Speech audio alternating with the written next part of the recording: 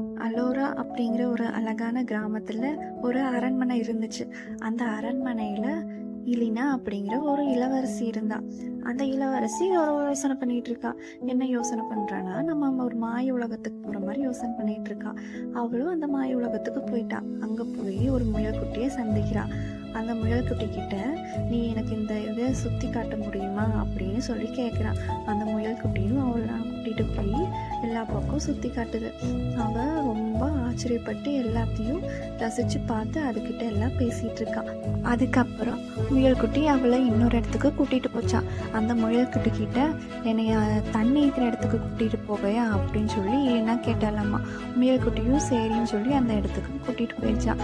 அந்த தண்ணியை பார்த்ததும் இலினாக்கு ஒரே சந்தோஷம். என்ன பண்றதுனே தெரியல. சந்தோஷத்தோட முயல்குட்டி கிட்ட, உனக்கு மட்டும் இப்படி இந்த இடம்லாம் தெரியுது அப்படின்னு சொல்லி கேட்டுட்டு இருக்கா. கேட்டு முடிச்ச உடனே, சரி நான் அரண்மனைக்கு போறேன் பாயின்னு சொல்லிட்டு